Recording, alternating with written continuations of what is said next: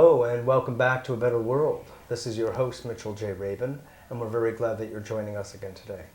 Today we're going to have another very interesting show.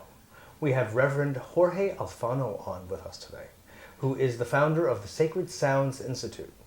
Jorge is a musician, he is a reverend, he has been initiated into Andean spirituality by the elders down in Peru.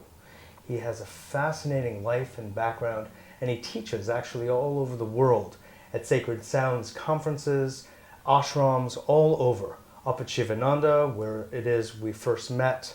And we're very glad that he's coming onto the show today to speak with us about Andean spirituality. It's not often that you can learn about this old, wise culture, which remains fairly secluded in its own place, that dates back literally thousands of years. And Jorge will be revealing to us some of its nature and its purpose, and how that also can influence our lives today.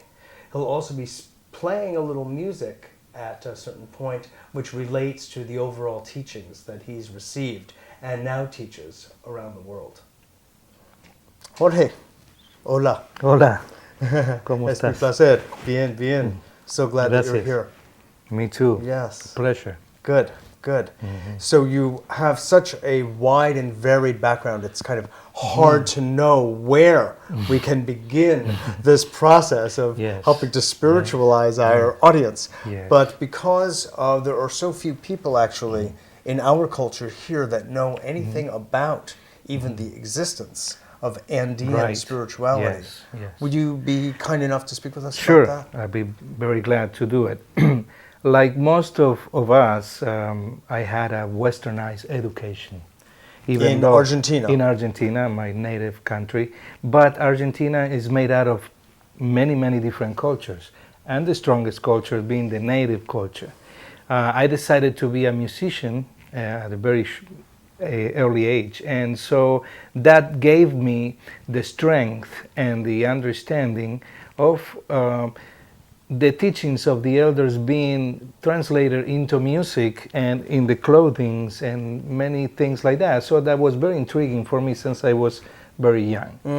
So I went into the music world, and one of my questionings, inner quest was, how can I bring together my profession as a musician and my spiritual path? Life, sure. Right. So I started searching very young, at about 9 years old, and I went through every esoteric school that I could You started find. looking at that age? 9 years old. So that gave me the possibility that when I reached my 20s, I decided and I choose how to bring together my profession with my spiritual life. Right. And since then, that's what I've been doing. Wonderful. Teachings are universal. Of course. They all contain the same truth. There is no room for two truths. There is only room for one truth. So One good truth. the big one, the Yes. real big truth. So I search, and through music, actually, I found the teachings of the Indian people from India, a Hindu tradition. I learned quite a lot about their music and their spiritual connotation. The music, actually, how music activates our energy fields and our consciousness. And then I went into Zen music, and I learned how they use music. For that. Shakuhachi? Shakuhachi flute that I play I for know many well. years. Yeah. Beautiful repertoire of meditation music, a whole different aspect. I went into Sufism. I studied the ney and the different techniques of Turkish music to be used as a spiritual vehicle, not just for entertainment. Spiritual music has the ability to awaken and to raise the vibration of our consciousness. And one day I decided to go back to my roots of South America, and this knowledge that I'm sharing with you has been hidden long time, for thousands of years, even before the Spaniards came to South America.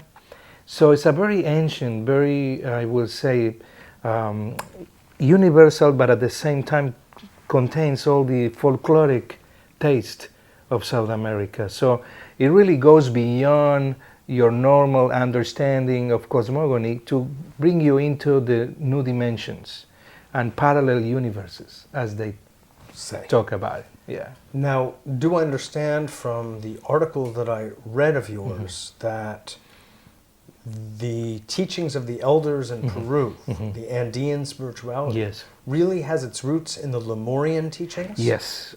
Could you speak a little bit about yes, that? of course. The ancestors, which are not the elders, two different aspects there. Okay.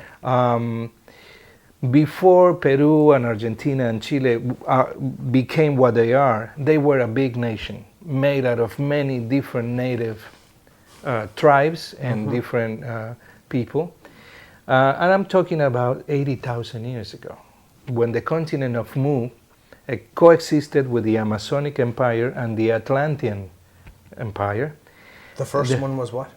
Continent of Mu. I know. Mu. With Masonic, you said? Oh, Amazonic Empire. As in Amazonian. Right, the Amazonian Empire, which is one of the oldest Pardon. empires. Okay. They coexisted at the same time. We had the continent of Mu, the Amazonic Empire, and Atlantean Empire. And so through different conflicts with different beings from different places, the continents suffer ecological changes, and one of the great So what nations, we're going through right now is not new. not new. Everybody knows it. We are in the fourth or maybe fifth time around that the planet cleansed himself. So in one of those, herself. or herself. In one of those changes, ecological changes that occur, a great civilization called the Lemurians, which were the third generation of Lamanians. According to the elders, the Lamanians came from a place called the Pleiades, which is a star system. This place being home then for these people, no? So what happened is that the continent of Mu started sinking, and what we know now, like the last tip of the Lemuria civilization, is what we know the Eastern Island. For us, Rapa Nui. Okay, that was the last Is that colony. Quechua? No, Rapa Nui? no, that's their own language. It's all even goes beyond Quechua. Quechua is the name of the people. And in the Andes. in the Andes, and it's one of the nations. There is many nations: Tehuelche, Mapuche, Aymara, Diaguitas. Many of them extinct already. So the Lemurians form a chain of ports and different colonies through the mountains that were formed by these ecological changes. One of these most amazing places nowadays called Tiahuanaco. It is in Bolivia and also a part of Peru, united by the Lake Titicaca, which is the first place where the Lemurians, under the guidance of Aramu Meru, who is our great master, founded the monastery of the Seven Rays. And Madame Blavatsky talks about this from the theosophical point of view. So she refers to that specific monastery in South America at Lake Titicaca. So as you can see, this is not just a modern shamanistic course on understanding the philosophy. It's universal, and it has been on Earth since practically the beginning of knowledge. So the Lemurians, under the direction... It's at Lake Titicaca, by the way, that, as I'm sure you know, there's been much publicity about right now because of the templos. Well, also the sightings of ETs. Continuously. Sightings are very, very normal for us. We refer like this, we call them brothers, space brothers. Sure. They've been around for a long time, the longest time. It's not a secret down there, like it's in many countries. There has been relationship. Kept a secret. Yeah, right. The relationship with other galaxy people has been open beings, for many, many thousands of years. Yes. So the knowledge got to the Andes, and who were there is the nations that, as we know, as the Huancas, the Huancaquilis, these all pre-Quechua and Quechua nations that received the teachings of the great masters. From Lemuria. From Lemuria.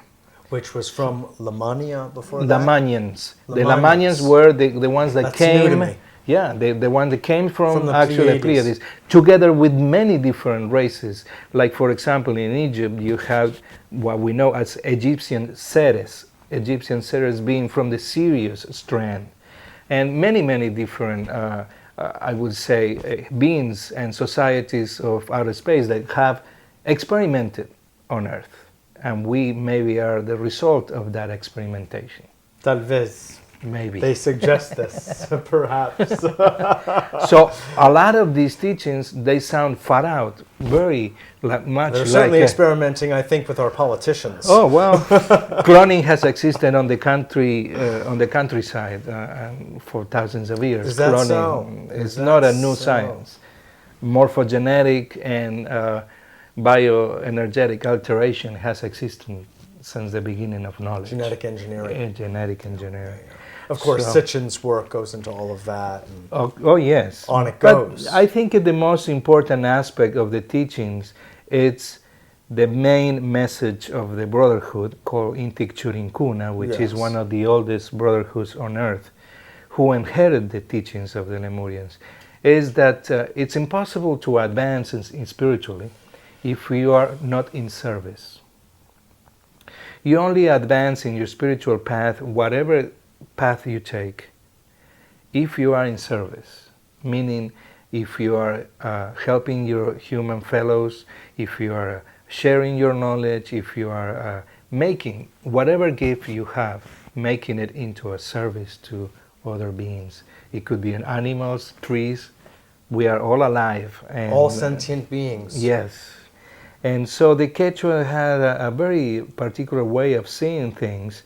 We are not going to any paradise. We are in paradise. And we are the caretakers of that. So the elders left a lot of different teachings for us to profit from them. They are not teachings in books. They are not teachings that you can buy in the Bookstore. internet. Or They These have are their own oral teachings. Oral teachings. The Quechua is not a written language. Nowadays they can write it down, but actually the teachings happen. You get connected with the teachings by actually practicing every step that they give you, and so the next step you have more of a vision of what it is that you are supposed to do in this planet. And so the elders left, as I say, many clues for us. For example, the symbol known as the chacana. Chacana is the Southern Cross. It's this symbol here, which is a cross that is very different from the Christian cross. It has the 4 directions in it. And this actually key to the dimensions is what we practice in order to understand where we are in our life. The south, being the lower part, is the path of the serpent, where we shed our skin. All the things that we don't need anymore, bad thoughts, bad emotions, traumas. We try to walk the path of the south with the serpent to teach us how to get rid of the things that we don't want. Free ourselves of the skin that is already used and we don't want it. Then we go to the west. The path of the Puma or Otoronco is where we gather our courage and we fight our fears. We conquer our fears. Then we go up to the north where we meet the Amautas, our teachers, and in silence we listen to their teachings. Now that we have no weight on our shoulders and we don't have fear anymore, now we are empty to gather the teachings of the elders. The elders don't inhabit in this particular 3-dimensional world called Kaipacha. They inhabit in the next dimension. So you had to be very attentive and very concentrated to... And inwardly quiet. Yes, to be able to actually listen in the next dimension. Very much like Buddhism when they talk about listening to the bardo. Sure. So you see the unification of knowledge. We are more similar than we think. Oh yes. We're separate just because we think we are. So then we go to the east, to the east, where we discover the path of the condor, Kuntur, where he is able now to take our soul and our experience into the sun, our Father, Inti, the physical manifestation of God, where we become part of this amazing energy that gives life to everything. The union. Union, the yoga of the Incas. Yes, exactly. We become one with the Creator once again. And so we start a new life, and we start walking again through life. Yes. So each step that we have, Beautiful. as you can see, it has 3 steps in each direction. Those are the dimensions that we had to learn. The 3 worlds, Hanan Pacha, 9 dimensions up. Kai Pacha, 3-dimensional existence, this world. Uhu Pacha, the 9 dimensions down, underground. So once we understand this cosmogony, this is the key to open the dimensions. Fabulous. And this is a brief Fabulous. example. Of course, it's just a little introduction Exactly. to the beginning and the breadth, however, Exactly. of the teachings. Of the teachings. What, Jorge, does the role of love play? Love. You mentioned service. Yes. That everything, in a sense, is dedicated Yes. to the well-being and the betterment Exactly. of sentient beings, whatever Yes. that being may be. Exactly. What is the role of love? Very clear, very clear. They refer to the universe to be filled with this energy that involves absolutely everything. It's called Kausai. Kausai is in everything. In Quechua? Quechua. All the words that I'm using is from the Quechua nation. Kausai is very much like prana, inhabits absolutely everything, permeates everything. Now, Kausai contains in itself many different qualities. The most subtle, the most profound is called Munai, love. Love, according to the Quechua, is something that we only perceive in 1% of the universal love. We don't perceive the whole picture. Love is the glue that keeps the different universes together. There is not just one universe. They don't talk about past life or future lives. They talk about parallel lives, parallel universes, parallel dimensions. Here now, we are in paradise. Yes. The energy that unifies absolutely everything, it's Munai, love. Beautiful, beautiful. So, is there a practice that they give, Yes. or instruction, Yes. so that people can be in touch with that, and that, Yes. that could guide their actions? Exactly. The most practical one that we develop is that we have a retreat called Samanawasi, where we rescue kids from the street, homeless people. Are you doing this down in Peru In or Peru, in Florida? in Peru, in Urubamba. Florida, we're starting to gather people together to learn these ways, and people come with us to in September to Machu Picchu and Urubamba, where we have the retreat and where we practice. You have a pilgrimage. Yes, and we practice this connection that we call Munai, love, pure love, through service. You see, the conduit for love is service. Yes. Yes. So, and there's many techniques to be able to understand that. One of them, we use sound a lot, sacred sound. Yes. The Lemurians brought with them, when they came from the old continent, a solar disk that used to be placed in a huge temple called Coricancha, the Stadium of Gold. This solar disk had the ability that through the vibration of the sun created a sound that was so pure that will reharmonize the molecular level of any disharmony in your body. We could use that now. Very much in New York, we should do it.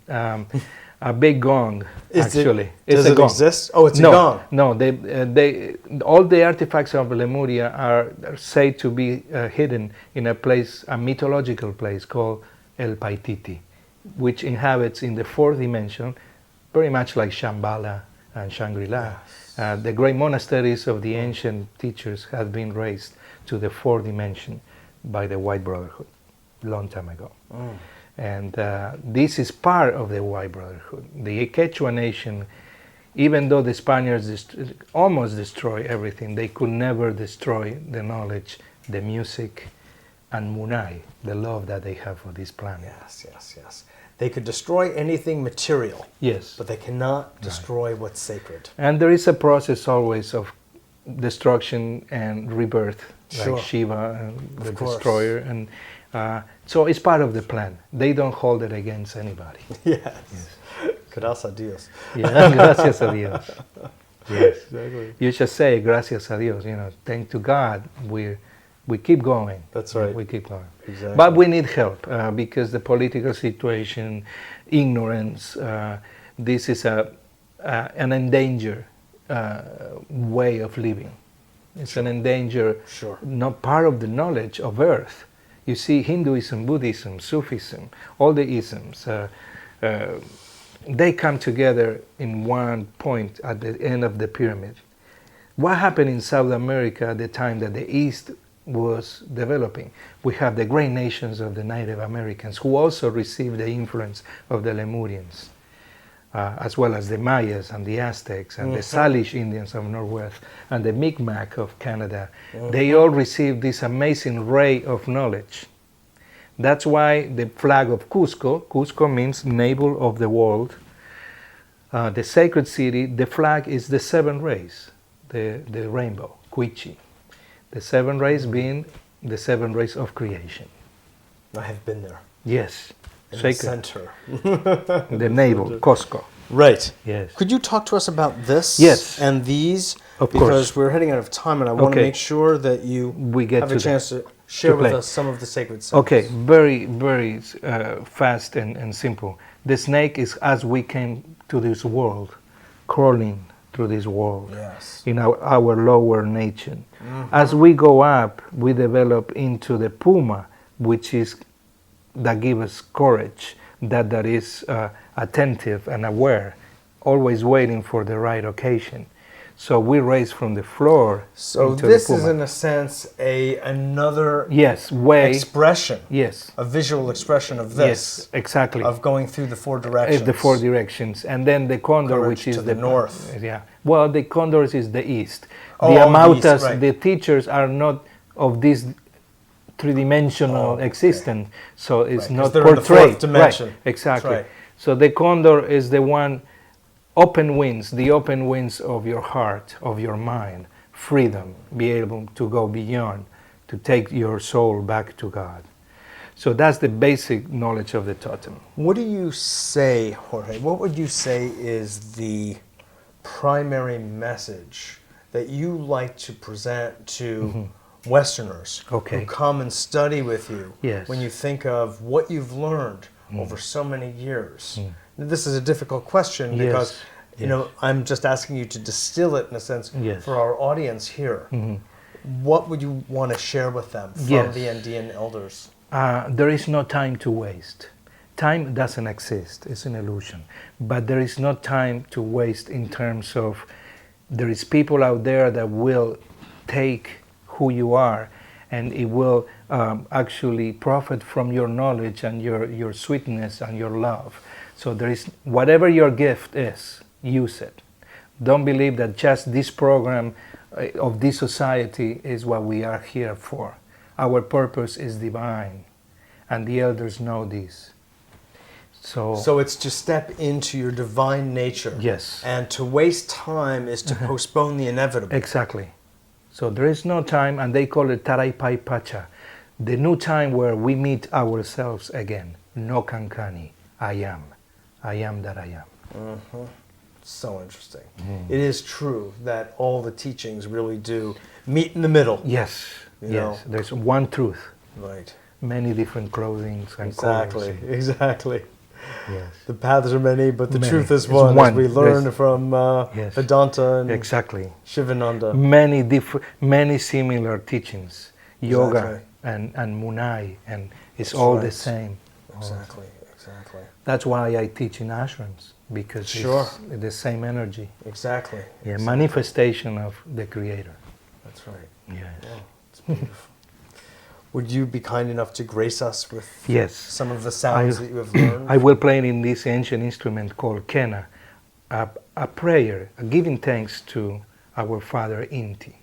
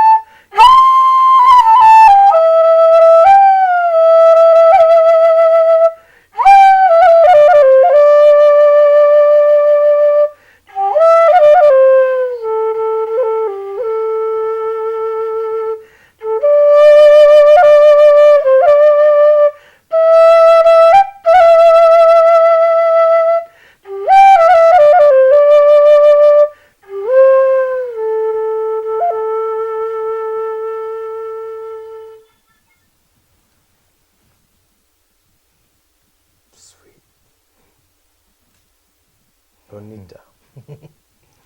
Gracias. Thank you. Thank you. Absolutely. Is it possible for you to quickly describe what happens internally when one hears the sounds that are Yes. so ancient? Yes. Sound, as you know, and we're still discussing, I think it travels faster than light and really changes your state of consciousness right away. Yes. There you are in the next dimension, going faster and faster as the notes and the vibration uplift your consciousness. Your vibration, the vibration of your molecules in your body are affected by the vibration of the sound. Absolutely true. Yes. And it's there. Yes. You could even say, it sounds funny, they're jiggled. Right. It's because it's bringing life force. Life. It's bringing yes. actual life moving life to the cellular and molecular structures. Yes. So it's freeing them up and speeding Yes. up their life activity. Exactly. So there's an exchange between Yes. what's healthy, Yes. oxygen, Exactly. and the waste, Yes. and one's entire bodily vibration increases. Mm-hmm. It's beautiful. Thank Jorge, you. you're doing beautiful work. Thank And, you so much. Thank I you. wanted to thank you for coming onto the show. No, thank you for giving me the possibility to communicate. Thank It's you. my pleasure. I think my audience is very, very pleased to have As you. we say, Very ananchaike. beautiful. Thank you very much. Thank you. Absolutely. Well, I hope you enjoyed that as much as I did. I appreciate your watching and listening to this expression of ancient wisdom, which is a wisdom actually that we all know in our very own hearts, without having to travel anywhere, but just closing your eyes for a few minutes, you can access the essential kernels of what Jorge was sharing with us. So, on that note, I want to thank you all for joining us, and I'll see you all next week.